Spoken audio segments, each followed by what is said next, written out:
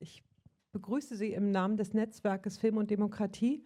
Ich bin Anne Lepin, die Geschäftsführerin der Filmakademie, und die Filmakademie ist zusammen mit inzwischen 45 anderen Verbänden, die man gleich hier sieht, das Netzwerk, was wir 2022 gemeinsam gegründet haben. Hier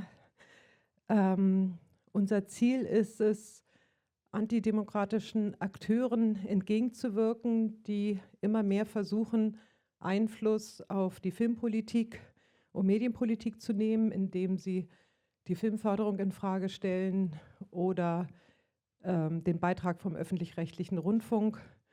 Genau, und da haben wir gerade jetzt mit den bevorstehenden Wahlen sehr viel zu tun. Und deswegen sind wir sehr froh, dass wir jetzt schon zum 4. Mal hier mit einem Panel auf dem Filmfest vertreten sein können, und danken vor allen Dingen Julia Weigel und Christoph Gröner für diese Zusammenarbeit. Und ich darf den Moderator des Morgens, Johannes Kagerer, der Leiter der Politik der Produktionsallianz, die auch Mitglied in dem Netzwerk ist, auf die Bühne bitten, zusammen mit seinen Gästen, die er gleich vorstellen wird. Viel Spaß. Thank you, Anne. And as Anne already mentioned, this panel became quite a tradition. It's the 4th edition of the panel of the Network Film and Democracy.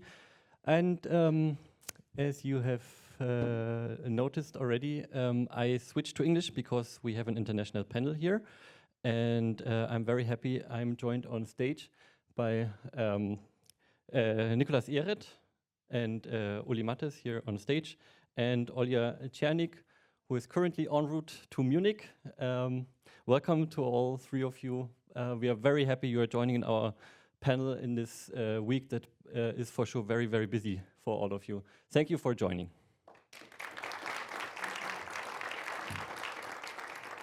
And also from my side, a big thanks to the Film Festival to give us the space and to provide the stage for raising these important questions. We discussed several topics in the last year here in our network community. And today, for the first time, we want to talk about the one thing that brings us all together, that unites us and that unites all the 40 organizations that are participating in the network. We want to talk about films and about the 2 films today that you saw in the description, Morgen war Krieg, or Echoes of Tomorrow's War, and The Illusion of a Quiet Night.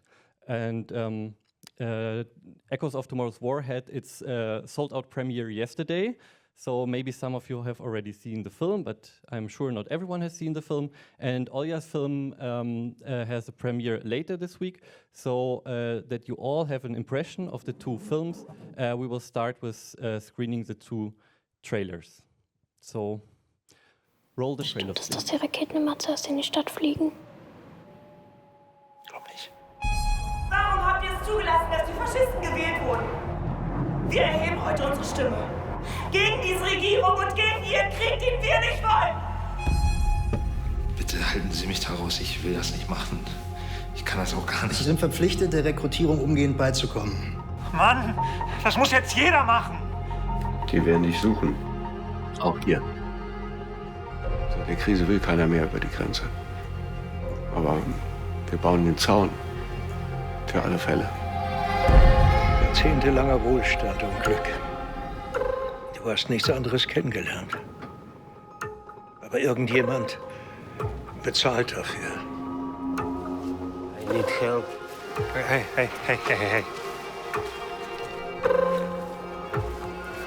Pack deine Sachen. Leonie! Da liegt jemand! Weiter! Ah! Was machst du? Wir müssen zusammenhalten jetzt. Hast du gedacht, dass sowas nochmal passiert?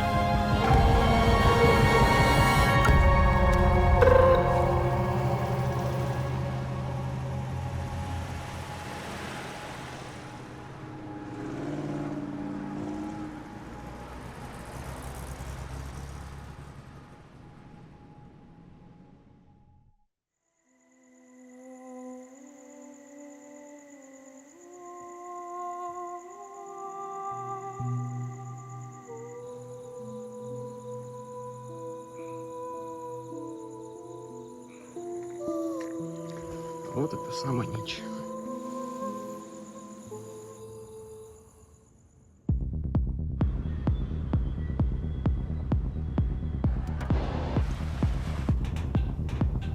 Давай, давай, давай! БК в першу чергу!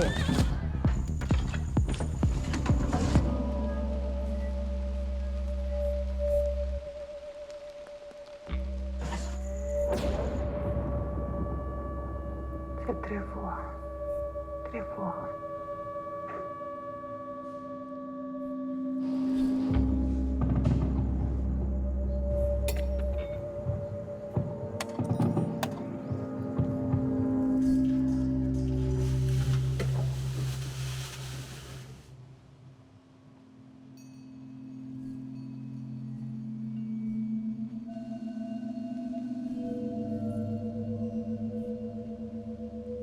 Тобі сьогодні 23, але ти переживеш ще один рік? Не факт.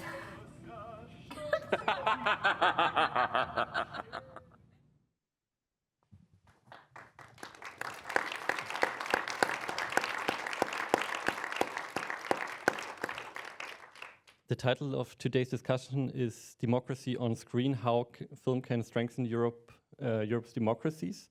And as you have seen, the two films are very different and they are both tackling the same questions. I want to start with my first question to Olya.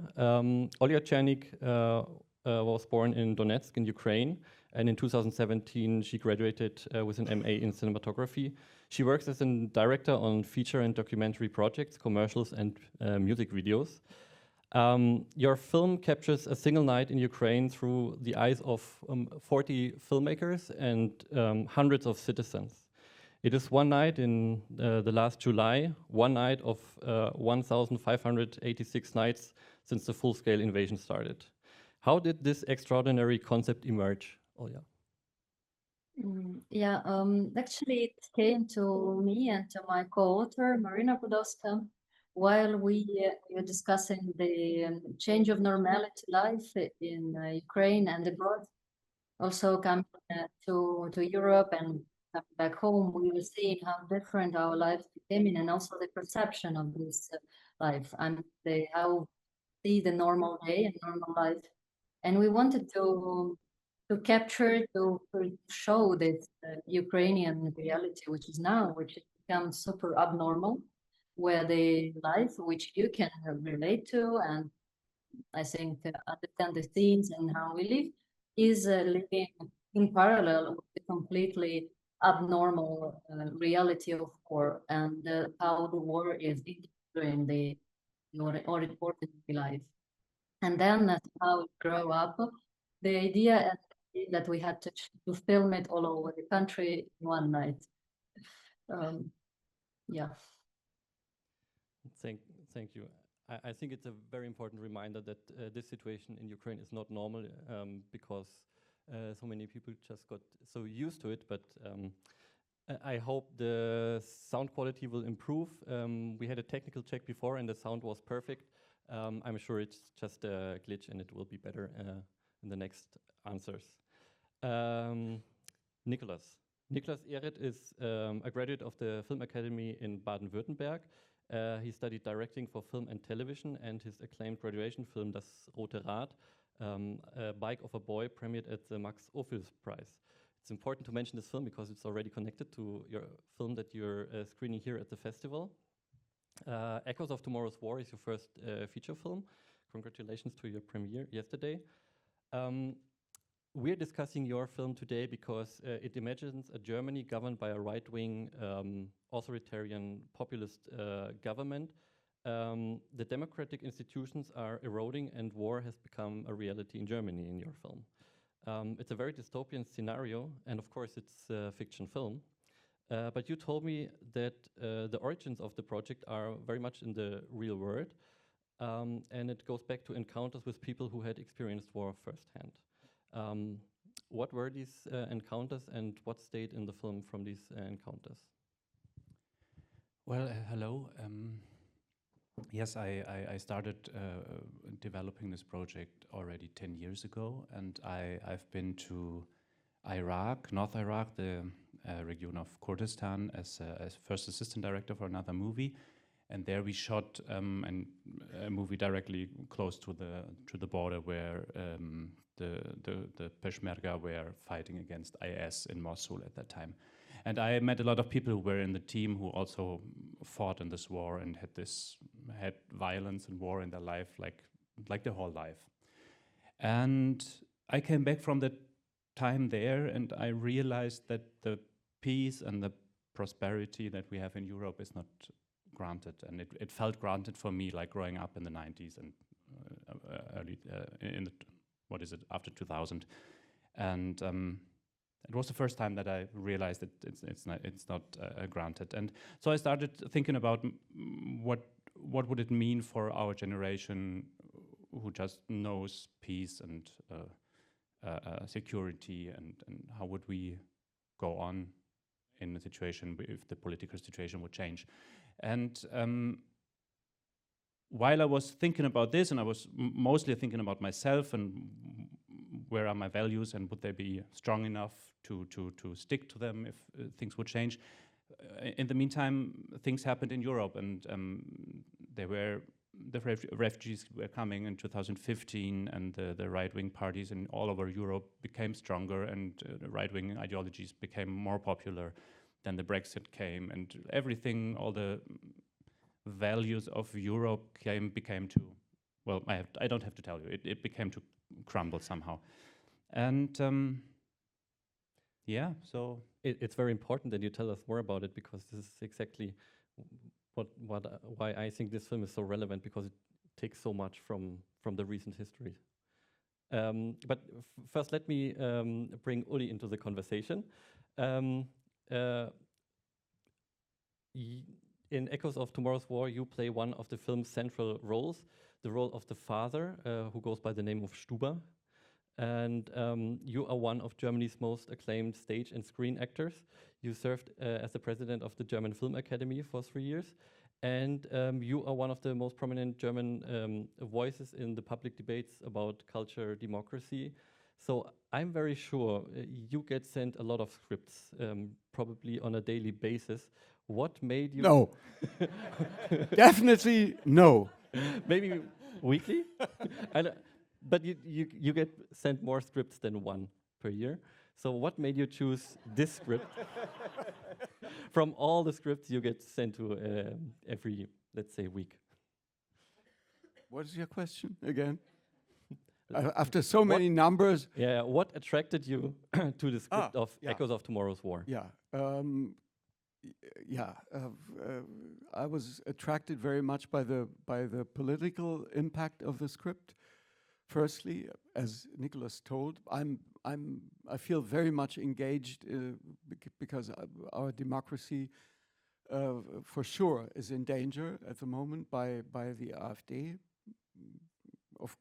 So I feel I have to do something, and I take every project which is kind of political when I like it.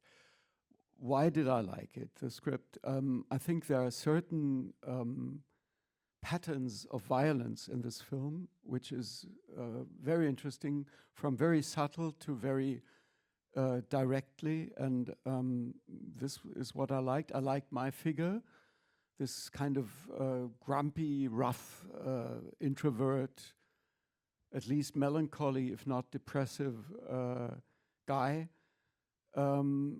I liked the dialogues very much, and altogether, this was one of the scripts. I mean, I got it 9 years ago, and I really wanted to make it.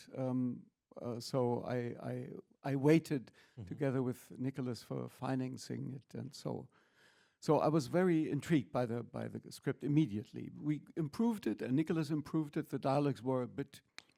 With your help also? Yes, yes, of course, with my help. Yes, yeah, but we did it together, and I'm very happy about the film for both its artistic value and the political impact. Film always is about this kind of collaboration, and Olya, in your case, it's especially about collaboration.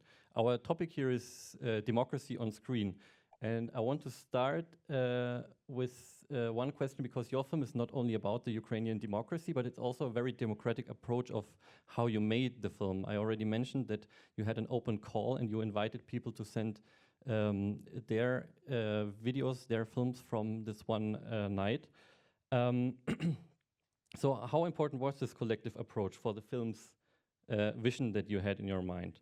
Did the material show you something new, something surprising? And what were the artistic and practical challenges of bringing together so many different voices into one single cinematic narrative?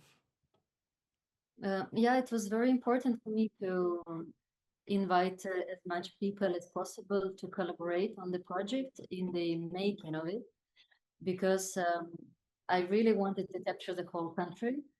And to make it, I needed a lot of people. And also, I know in documentary filmmaking that it's really hard to get very deep and close to people, to show their stories and the vulnerabilities, sensitivity, or all this tenderness in just one night, in one shooting day. So I thought that it would be very good to invite people to shoot themselves, so that we would have two approaches for filmmaking, like professional cinematographers and professional crews that send to locations around the country, and to invite people to collaborate with us to create this film anyway, like to shoot their nights. And this was absolutely brilliant result, this idea, because we received hundreds of thousands of videos.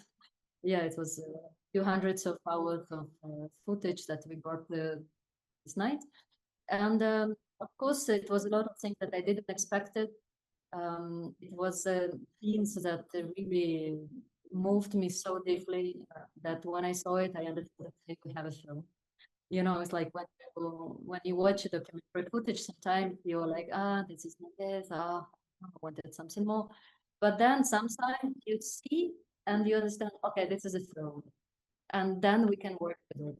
We can make a movie from it. So it's basically like a couple of things, but then you understand that you can work on it and this will make you a film, because it's very emotional, it's very sensitive, it's very honest.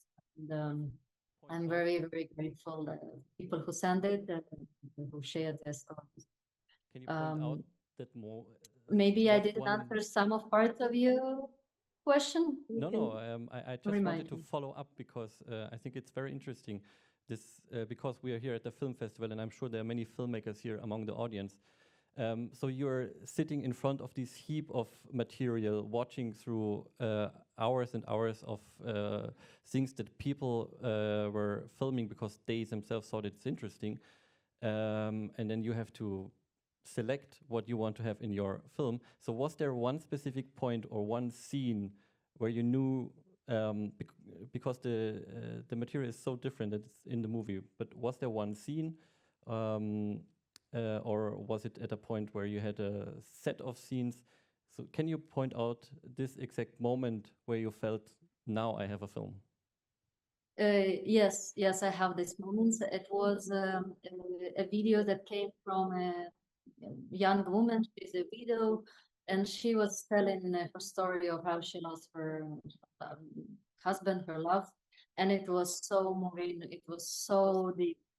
It was super simple, like very, very, very subtle and calm, and the footage was starting from super ordinary things, and I was like scrolling until one moment I saw the confession or story that she started saying, and I just was numb completely.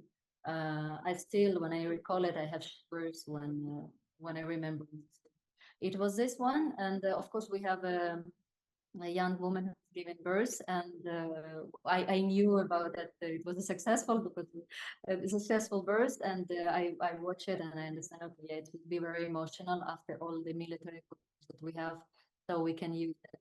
And yeah, it was also one scene from a front line that came, and it was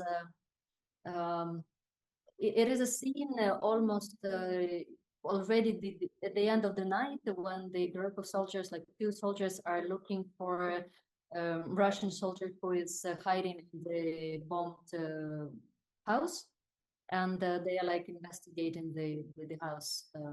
Very, very strong material, also from a first perspective. So yeah, and also I have footage from a veteran who lost his arm, and it's like his night, and it's not a specific scene, but it's like a portrait of a person who is going through the nightmares, through the waking up from the very hard night. And I know his story a little bit beforehand.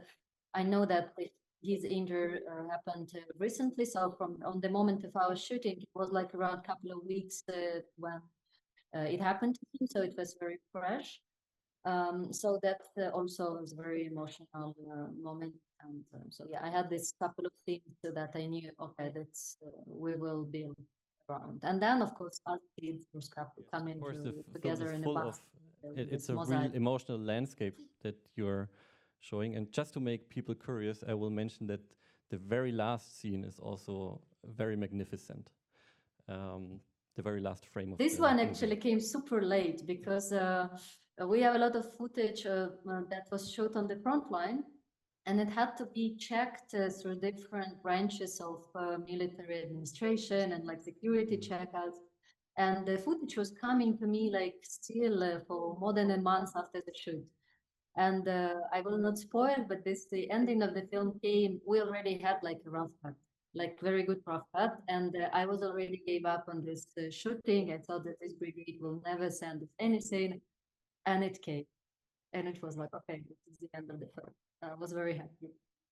I must say, I think it's very strange that someone like you, Olya, living in Europe, is talking about a real front line, about a real war.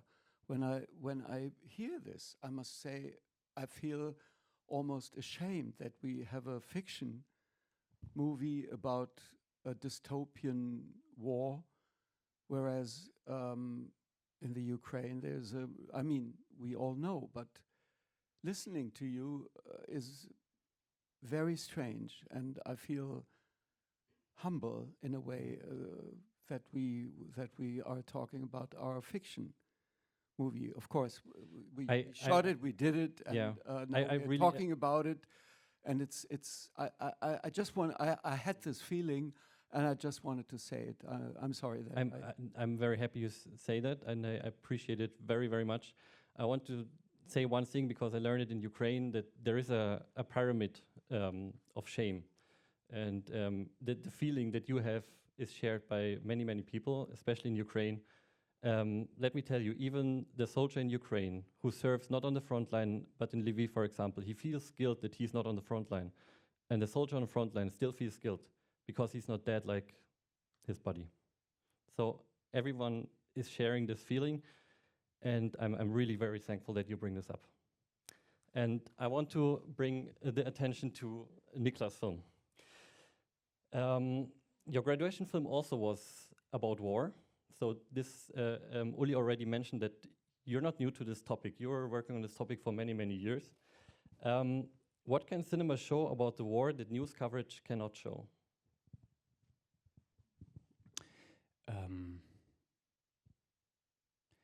I don't know if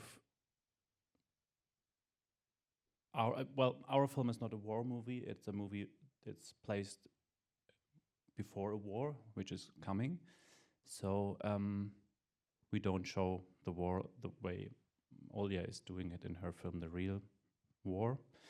But I think what cinema can do in whatever form is showing the reality of it. I mean, when I watch media and news, I see pictures of, I don't know what it is. It's what maybe the media thinks is bearable for people, but I don't think it's what war really is.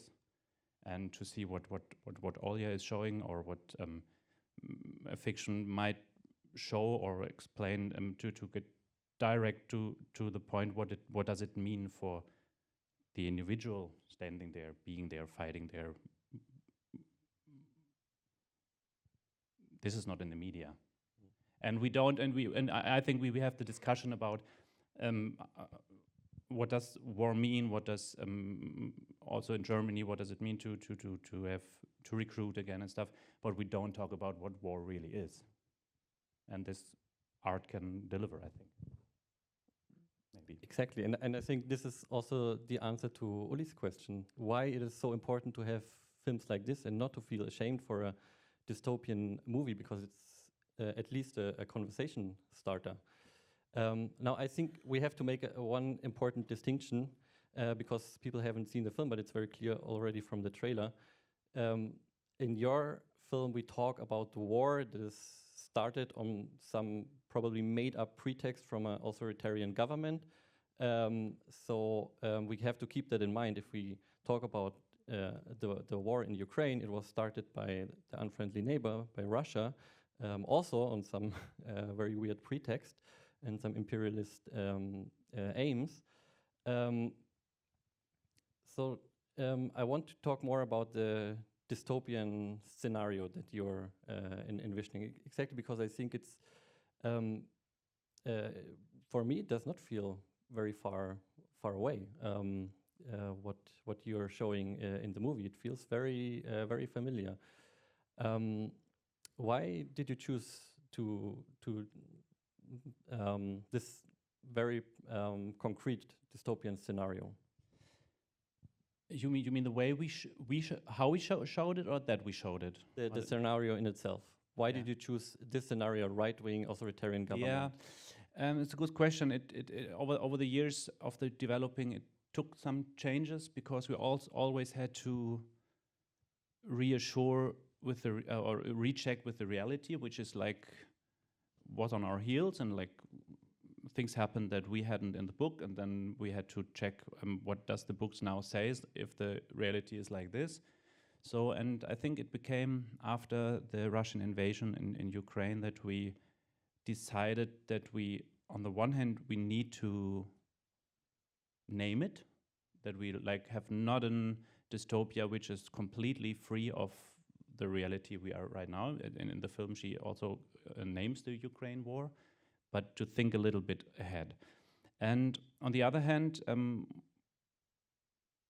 we had to build a scenario where we wanted, the question was, our character Jonas is, without spoiling something, you see it in the trailer in the very beginning, he's deserting from being drafted to the military.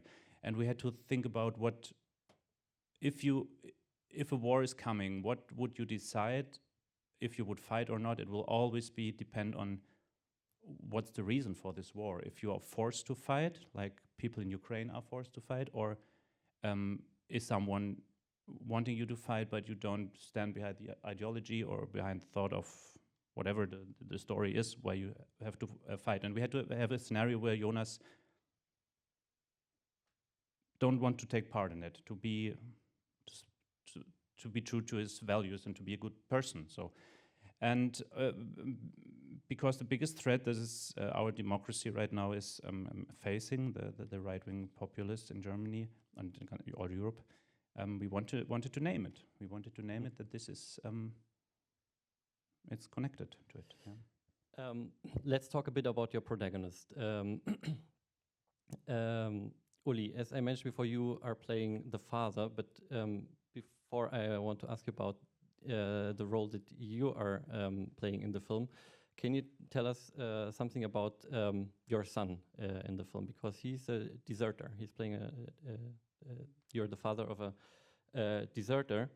And coming back to the question that we have here about defending democracy and talking about the deserter, I want to ask you if you agree, and this was something I was thinking about after watching the film. Do you think then the individual's willingness to follow their own consciousness, even against the demands of the authoritarian state, is ultimately the strongest defense we have for our democracy and against authoritarianism? I think the film here takes a very clear stance without spoiling too much.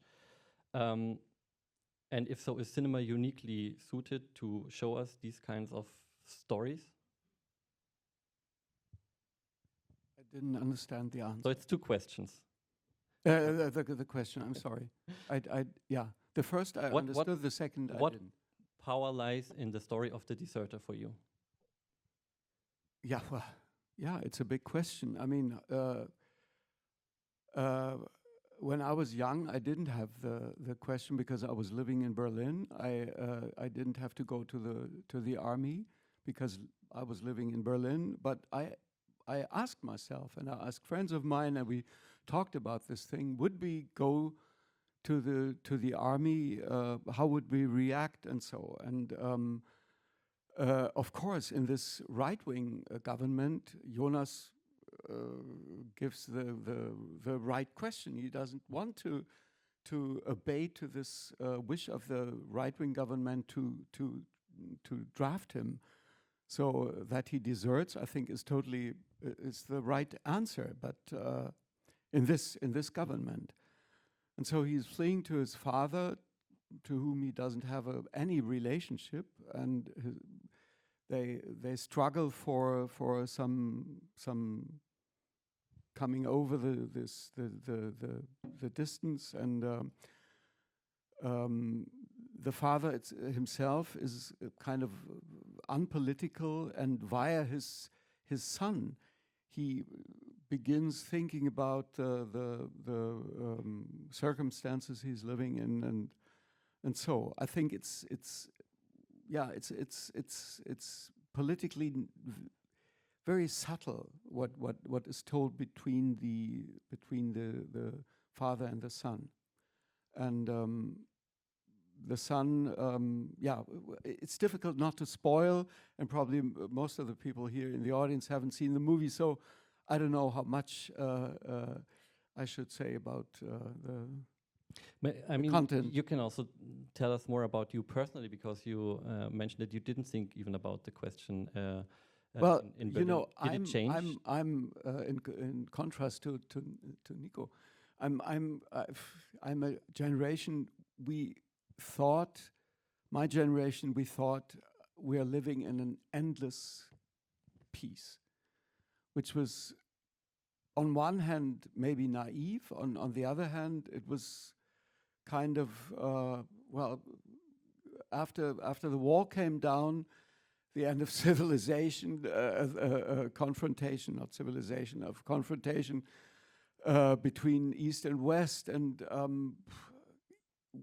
I never ever would have expected that the democracy would be in danger because a right-wing or an extreme right party would come into power. I never would have expected that. Never ever. And that's why I feel so much engaged as a human being, as a citizen, as a actor, as whatever, to raise my voice against it. I think the democracy really is in danger, and 20 years ago, I never would have thought about that. Never.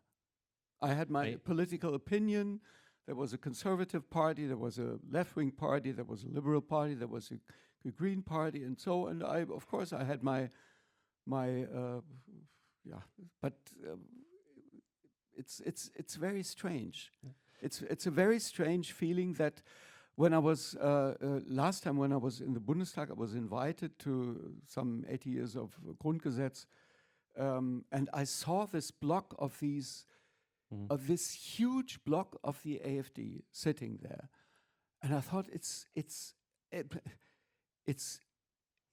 unbelievable that an extreme right party with our history is sitting there in the Bundestag. I was shattered, I must say. Thank you for pointing out this urgency. I want to follow up with the question that is at the core of this panel. I think what you're describing to us is very much making clear why film can strengthen democracy, and the films you're doing are so urgently needed to tell stories and to make us aware of what is happening. And you already pointed out how important it is to have documentaries, and now you're referring to the Bundestag to see what's actually going on. But I want to ask again, what about the big stories, the myths that cinema can show, the thing that cinema can do and the news probably cannot do? And I think your role is particularly suited to talk about this, because you're playing a retired ferryman, and it's such a mythological figure. So my question to you, Oli, is what fascinated you about this Stuba that you're playing, this old, you said, melancholic, maybe depressive ferryman? Well, that it's a mythological figure I can play in every situation. At the set, I don't think about Charon, who was going over the Styx, and so I know about this myth, but playing him is something different. Well, yeah, I liked this character because he's so introvert and grumpy and rough and not outspoken and very difficult with his son and this little girl. And I like the idea of having this 4-generation kind of narrative. You know, I have this old father under the rooftop, old Nazi maybe. Am I saying no? Yeah. And then the son and the little girl, and over these 4 generations, you just tell a whole story of a very, very difficult family. And actually, I must say, I play more situations than figures. I think more when I'm shooting. I must admit that I don't think that much about how is my figure at this moment. I think what's the situation I'm in. I do acting is reacting, and so, well, this has nothing to do with democracy. I'm sorry, but it just came into my mind. It was yeah. It's an actor's answer. It has nothing to do with our political context. I'm sorry. I might add a little thing. Maybe Please. this film Yes. is also a film about borders and the ferryman who is between the sides. And also his character is somewhere in between. He has no standpoint at the beginning of the film. So, and this is also maybe something that connects to our topic here, but also to the mythological part of the character. Yeah, but this is nothing an actor thinks. Not for you, well, of course. This is like the director It's a director, it was me. speaks, or a critic could write in his in his review. I don't think about that. But of course, I don't want to criticize your question, but I just wanted to answer it personally and. As an actor more than an intellectual, I'm sorry. And this is exactly why we wanted to have on stage the 2 directors and a voice from the crew. Yeah. Nicolas chose the actors, so I'm very happy we also have the actors' perspective. Nicolas, I want to ask you a question that we already discussed in depth, so I hope we can capture it in a nutshell, because I think it's one of the things that makes your film especially relevant, because you're not drawing from German history when it comes to the symbols or what we are used to see when we think about the authoritarian government in Germany. Rather the opposite. What we see feels very much contemporary. And we talked about the symbols you use and what you're showing in the film, the institutions you're showing. The visual language is very recognizably German. Also, the political system that we learned through the story and very much changed. And the question we talked about is, are democratic values embedded in certain symbols, or are all these symbols at the end empty and can be just turned into a symbol of an authoritarian government.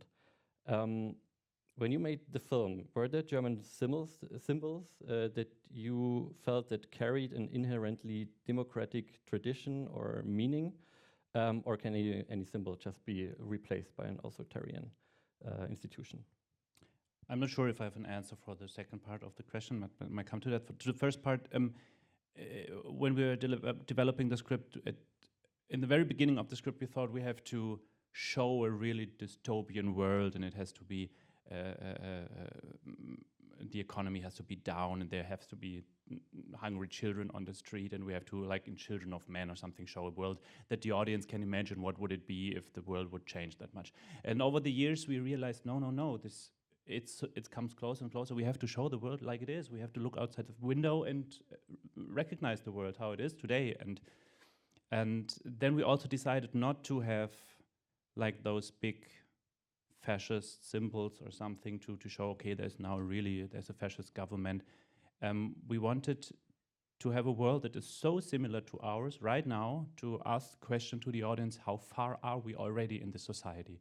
And not to push it away to something that is, I don't know, that we know from history or in other movies that where we see, I don't know, some fake symbols of some party or whatever. So we wanted to draw it as close to our society as possible. And to your last question about the symbols, I'm not sure. We talked about yesterday, I had thought that symbols are stories, and stories can be twisted. And so I don't know if the AfD is getting power somewhere, if they would turn everything to their own symbols or recreate something new. I think the most dangerous thing is that they start twisting symbols that we give European or democratic values to, and twisting them and somehow use them for something else without the people realizing it. The danger is maybe in that how it would be. I don't know. I totally agree, and the AfD just had a congress about democracy. They tried to take this word democracy and make it theirs and say we are the most democratic party because So they just had this huge congress in Berlin, I think. So this is one of the examples where they just take words to or Heimat also, some works like that. I totally agree, and I think this is the power that a film, that cinema can bring. The danger is not so much in going back to black, white, and red, but redefining Schwarz, Rot, Gold. That's the real danger. Can I also add? Yes, please. Yeah, it's just like I'm listening to you, and I think it's very related also to what is Russian is doing. They, of course, don't use it the democracy, let's say, but they use it like all what negative maximums can be used for Ukrainian, like associating Ukrainian with Nazi and trying to make it very much associated with the Second World War II and what is known, let's say, in the world and the history. And they use it like super much in the propaganda and everywhere. I think it's related with what we just talked about. I mean, to change it in different, like you're talking about like how the is trying to use in democracy, but also the enemy can use it something against you in a different way, like the Russian did. But what, may I ask you, Olya, what are your hopes at the moment? What are your hopes? Or what is your hope in the moment? Do you have any hope? And if yes, what are your hopes? I'm really hoping that the Europe will stay. I mean, the European Union will stay, that the democracy actually will win. I also, I mean, Olya, I'm very much connected to your worries and what you telling about the being afraid of democracy. I'm younger than you, but still I have the same thought that the democracy can't fail. It can't be the world we live in now. So I'm also looking with these eyes, open, when looking at in Bulgaria, at Romania, at Hungary, and with the fear what it can be with France and Germany. So my hopes is really that the democracy will win, because this is the only chance how we all can still survive, and how this part of the world is also survive. Because I also work on another film now, which is connected to US, and we look a lot on the political involvement in the US, and I've been in the US, and it's frightening me a lot. Also, what's coming from that side of the ocean. So I have hopes that really Europeans will stay and hold on the democracy. So.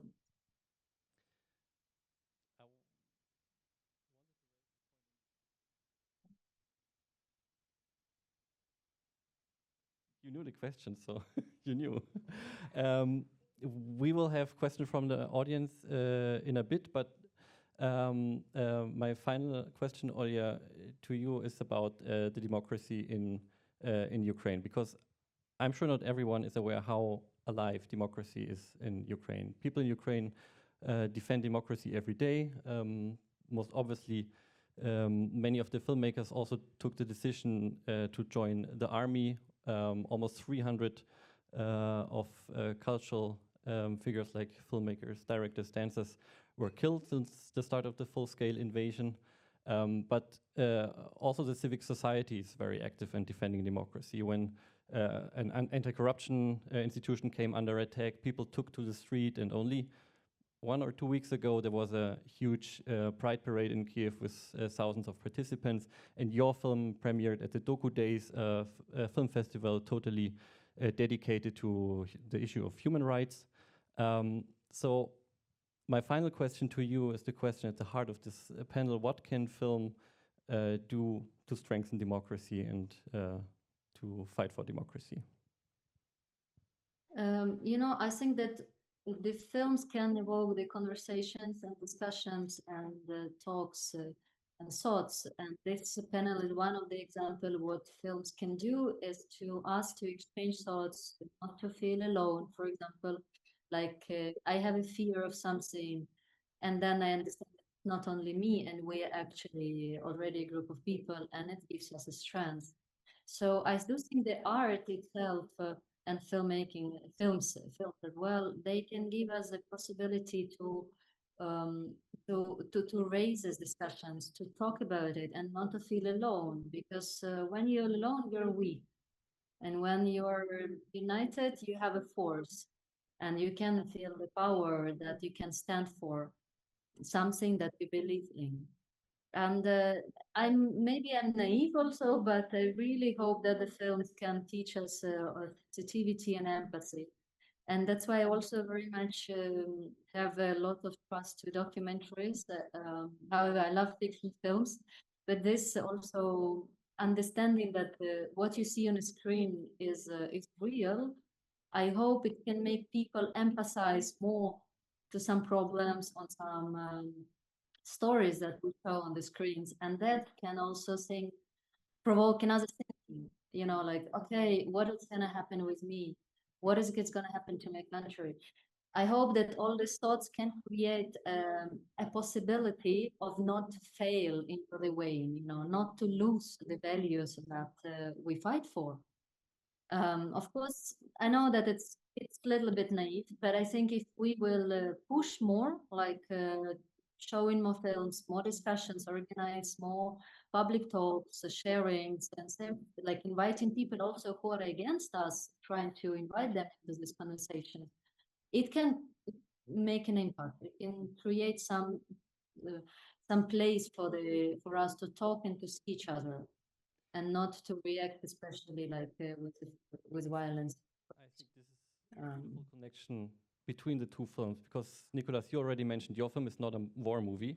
I would say this is true for both of the films. They are depicting stories of war in a very different way, but at the core is something else. And also your film, as you mentioned, it's about 4 generations, and it's about, at the core, how people take care for one another.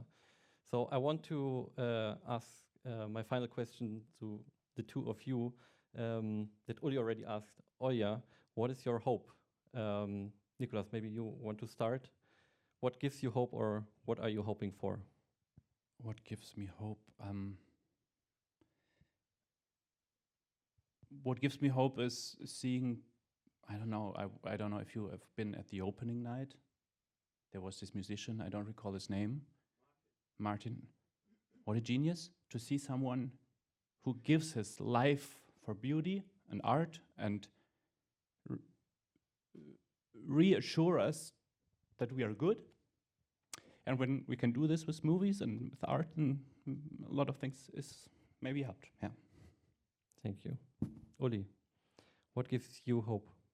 I mean, Olya said in one of her sentences, film is about empathy. And I think this is a central thought. I mean, both documentary and fiction is about empathy, taking the other's point of view in a way, and looking into someone's face and, well, I don't agree, but I'm interested in your point of view. This is about empathy. But what gives me hope is that that there are more people good and believe in democracy and in certain values, which I think they should go without saying. It's a very simple hope that there are more people who believe in democracy, and I'm to 51% I'm optimistic, and to 49% I'm pessimistic. So I think at the moment I want to believe in these 51%, I must say. And I myself, as I yesterday at our premiere party said, I think in every microcosmos, everyone has this little circle we're in, with our friends, with our family, with our lovers, whatever. And in this microcosm, where you should start there. You should start there, being courageous, saying what you think. Don't think, oh, okay, my opinion doesn't count. Every opinion counts, and this is what makes us stronger in a way. So I want to say to everyone that in this small circle which surrounds us, you can give answers, or you can provoke someone in a friendly way. I think, by the way, there should be more comedies. There should be more comedies about the extreme right.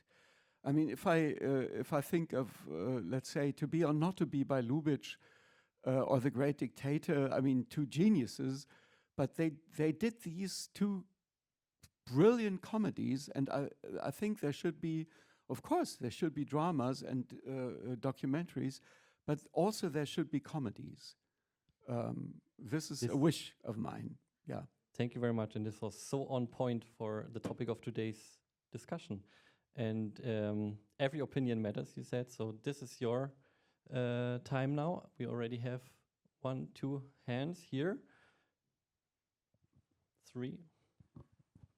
Hi, my name is Sebastian. Thank you for this wonderful project and screening and talk.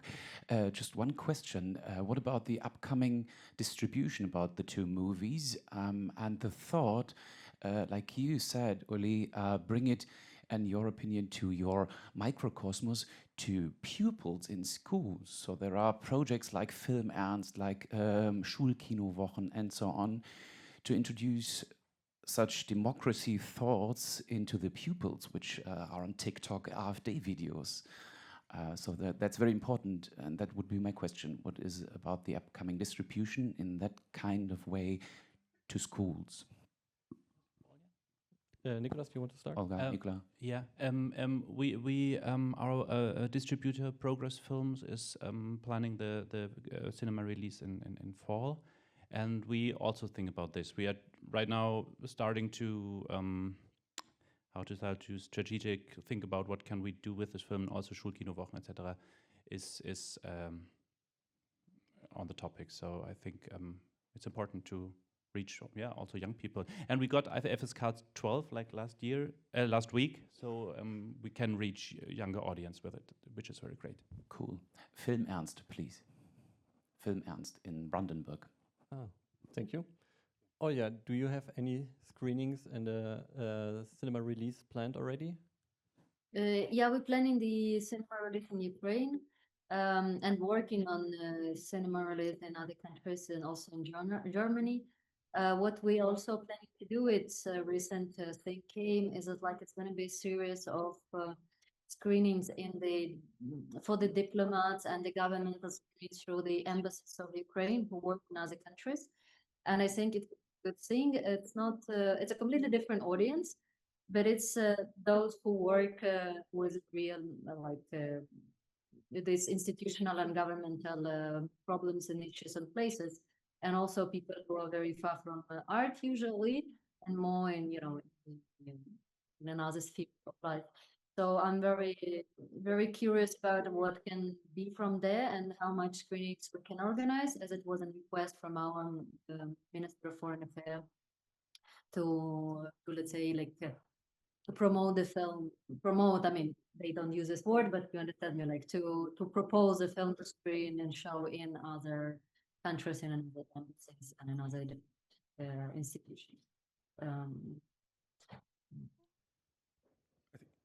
Thank you. Yes, I just want to share a thought, because you ask often how is the power of films to estrange democracy, and I think it's not about the strange of films, because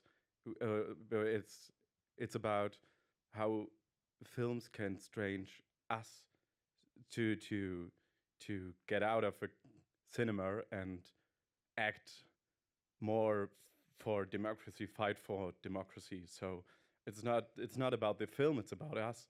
And we saw films. I saw on Friday Morgen war Krieg, and yeah, it was really curious, because I never thought about drawing to military.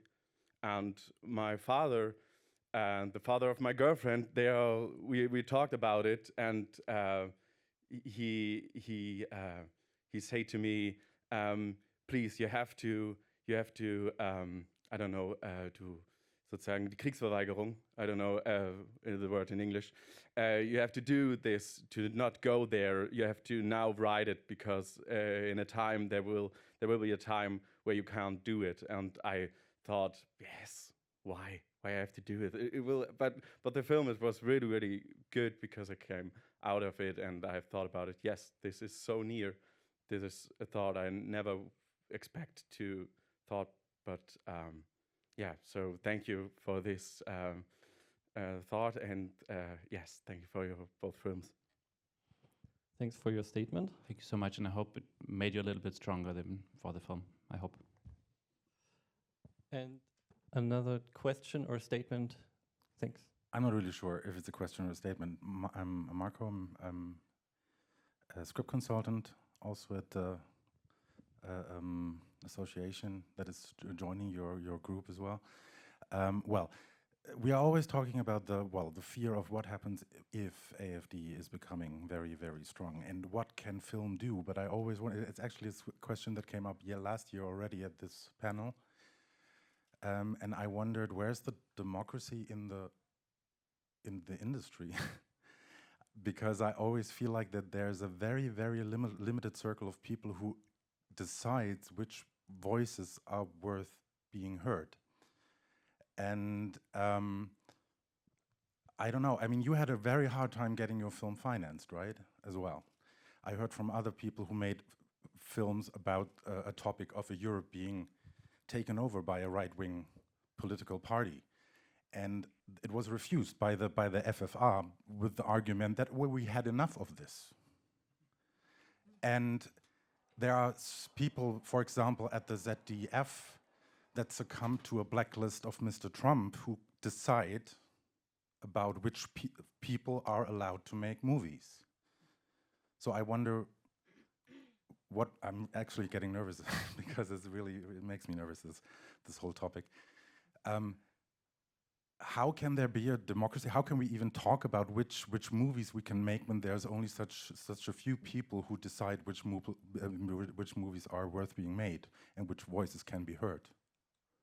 Yeah, that's my question. Nicolas, you made the movie. It took many years, but you made it. I think it's an example. Yeah, but I don't know if I have a question for this answer, because it took 10 years. And, well, it happened, yes. But we also got answers from certain funders who said, this does not give any new to the genre of war movie or something. So we heard that too. So and we had not enough money for that film. It was very, very limited. So. And yet you made it. Yes. Any more? I would say to give you a hopeful answer, a kind of a hopeful answer, that there are still everywhere people who want to strengthen these kind of movies. They're not only the people who want to prohibit them, there are still everywhere people who want to strengthen this kind of movies. So I wouldn't say it's a, I mean, there are strong hierarchies in the financing business and so, but there are still many smart people. Yeah, I'm 51% optimistic, and 49 again. So that's my answer to your statement. But I see the problem, yes. Yeah. So we had statements only by men, and there are 2 women raising hands. That's why I want to, sorry, but.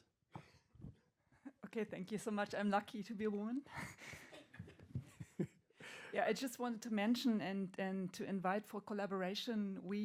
I'm part of a project at the Film University Babelsberg in Potsdam, and we've just created a project about engaged films. Engaged means they're addressing topics within the SDGs, the Sustainable Development Goals, and we invite for collaboration. So we want to support those films.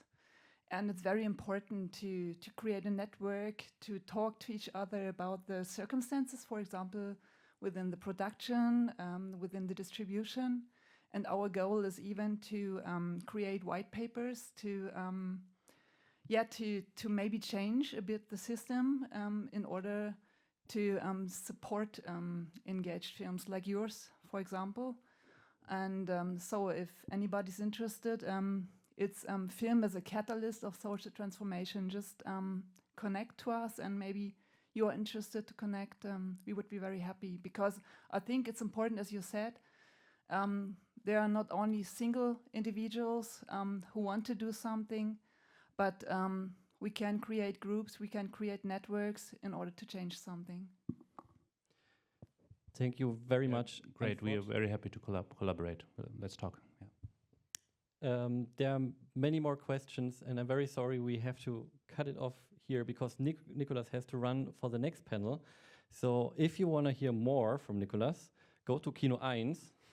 And today at 4 o'clock, the movie is shown again in City 2, I think.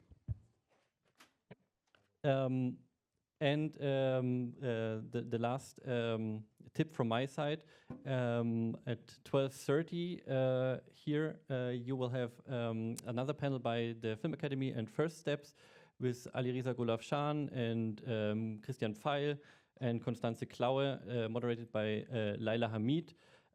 So they are asking the question, why cinema? So picking up on our topic here, you're all very much invited at 12:30 here in this audience. Thank you all for coming, and thanks to my 3 guests on the panel. Thanks to Uli and Nicolas and Olya. Thank you very much. Duży dziękuję and safe travels to Munich. I hope to see you soon. And thank you. Enjoy the rest of your day with the next panels. And Nicolas, enjoy your next panel in 5 minutes. Thank you for inviting us. Thank you.